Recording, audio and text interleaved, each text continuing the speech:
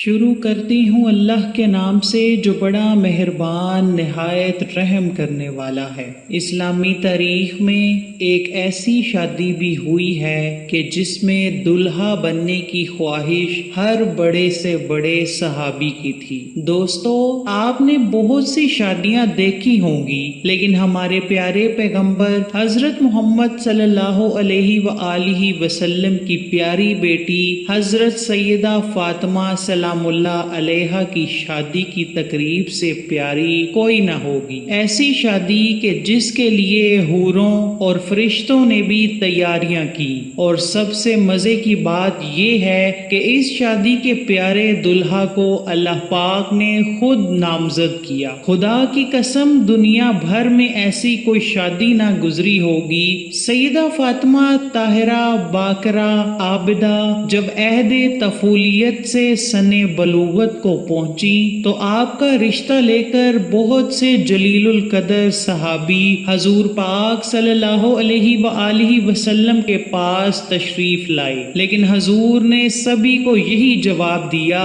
کہ مجھے اس معاملے میں اللہ پاک کے حکم کا انتظار ہے۔ کچھ ماہ بعد حضرت عبد الرحمن بن عوف اور دیگر کچھ صحابہ نے شیر خدا حضرت علی کو مشورہ دیا کہ اے علی، اب آپ بھی جائیں، سب کو انکار ہو چکا ہے، لیکن جو آپ کی نسبت نبی پاک کے ساتھ ہے وہ کسی اور کی نہیں ہے۔ حضرت علی رضی اللہ تعالی عنہ رسول اللہ صلی اللہ علیہ وآلہ وسلم کی خدمت میں گئے کہ اتنی دیر میں اللہ کے محبوب نے فرمایا، اے علی، آج تمہارا آنا کیا فاطمہ کے رشتے کے لیے ہے؟ تو حضرت علی نظریں جھکا کر فرمانے لگے، جی یا رسول اللہ۔ حضور صلی اللہ علیہ وآلہ وسلم نے فرمایا کہ مجھے جبرائیل نے پہلے ہی خبر دے دی ہے۔ آپ نے ان کی درخواست قبول فرمائی اور ارشاد فرمایا، اے علی، گھریلو ضروریات کی کوئی چیز تمہارے پاس ہے جسے تم وسیلہ بناؤ؟ حضرت علی نے فرمایا کہ میرے پاس ایک تلوار، ایک اونٹ اور ایک زرہ ہے۔ حضور علیہ الصلوۃ والسلام نے فرمایا، تلوار کی تمہیں ضرورت ہے، ہر وقت جہاد کے لیے تیار رہتے ہو، اور اونٹ تمہاری سواری کے لیے ہے،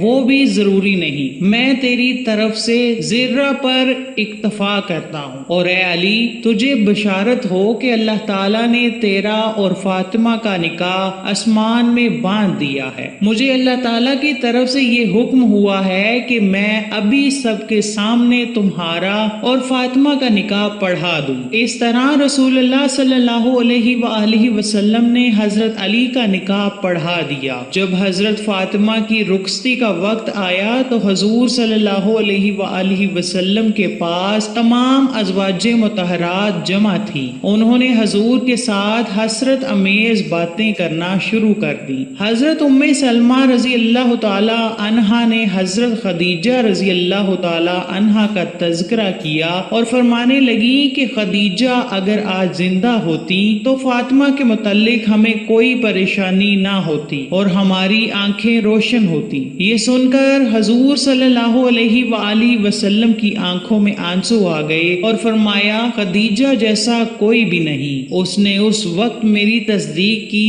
کہ جب سب نے تکذیب کی، اپنے سارے مال کو مجھ پر خرچ کیا، اللہ تعالیٰ کے دین کو قبول کیا، یہاں تک کہ میں نے اس کی زندگی میں ہی اسے جنت کی بشارت دی۔ پیغمبر نے ہجرت کے دوسرے سال پہلی ذی الحج کے دن حضرت فاطمہ کو سیدنا علی کے گھر بھیجا، اس لیے شادی اور نکاح کے درمیان تقریباً 10 مہینے کا فاصلہ تھا۔ شاید نکاح کا صیغہ جلدی بڑھنے کی وجہ یہ تھی کہ دوسرے رشتے مانگنے والے لوگوں کے لیے جواب واضح ہو جائے، اور شادی کی دیر کرنے کی وجہ یہ تھی کہ فاطمہ جسمانی رشد و نما کے لحاظ سے بہتر ہو جائیں۔ خاتون جنت کا جہیز آقائے نامدار، مدنی تاجدار، رسول ذی و وقار، دونوں عالم کے مالک و مختار صلی اللہ علیہ وآلہ وسلم نے شہزادی اسلام حضرت بی بی فاطمہ کو جہیز میں جو سامان دیا اس کی فہرست یہ ہے: ایک چادر، بان کی ایک چارپائی، چمڑے کا گدا جس میں روئی کی جگہ کھجور کی چھال भरी हुई थी, एक छागल, एक मश, 2 चक्कियां और 2 मट्टी के घड़े। हजरत अली हजरत उम्मे ऐमन के साथ हजूर की खिदमत में हाजिर हुए। हजरत अली फरमाते हैं कि हजूर ने मुझसे पूछा, क्या तुम जोजा के साथ रहना चाहते हो? मैंने अर्ज की, जी या रसूल अल्लाह। आप सल्लल्लाहु अलैहि वसल्लम ने इरशाद फरमाया, बड़ी मोहब्बत और इज्जत से इंशाअल्लाह अज़्ज़ व जल आज रात से तुम अपनी जोजा के साथ रहा करोगे। रुखसती की रात हजूर अकरम ने अपनी लख्ते जिगर को एक नया जोड़ा अता फरमाया। हजरत सैयदना अली अल मुर्तजा हजरत फातिमा से मोहब्बत भरी गुफ्तगू करने लगे, यहाँ तक कि जब रात का अंधेरा छा गया तो वो रोने लगी। हजरत सैयदना अली अल मुर्तजा ने पूछा, ऐ तमाम औरतों की सरदार, क्या आप खुश नहीं हैं कि मैं आपका शोहर हूँ और आप मेरी बीवी हैं? कहने लगी, मैं क्यों कर राजी ना होगी, आप तो मेरी रजा बल्कि उससे भी बढ़कर हैं। मैं तो अपनी इस हालत और मामले के मुतालिक सोच रही हूँ कि जब मेरी उम्र बीत जाएगी और मुझे कब्र में दाखिल कर दिया जाएगा, आज मेरा इज्जत और फख्र के बिस्तर में दाखिल होना कल कब्र में दाखिल होने की मानंद है। आज रात हम अपने रब की बारगाह में खड़े होकर इबादत करेंगे कि वही इबादत का ज्यादा हक रखता है। उसके बाद वह दोनों इबादत की जगह खड़े होकर रब्बे कदीर अज़्ज़ा व जल्ला की इबादत करने लगे।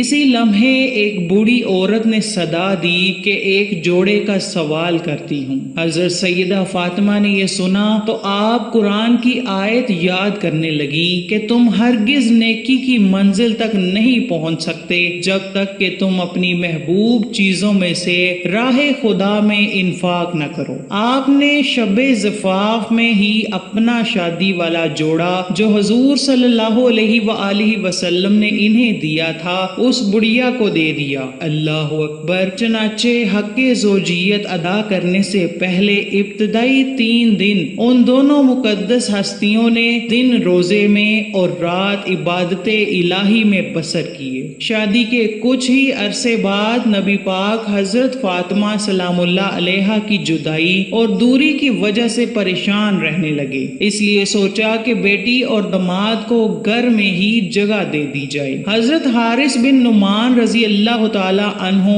जो कि जलीलुल कदर सहाबी थे, जब उनको इस बात का पता चला तो वो हजूर के पास आए और कहने लगे, खुदा की कसम मैं चाहता हूँ कि मेरा जो घर आपके साथ है वो आप ले लें। हजूर फरमाने लगे, अल्लाह तुम्हें इसका अजर दे। इस तरह से हजरत अली और हजरत फातिमा रसूल खुदा के हमसाए बन गए।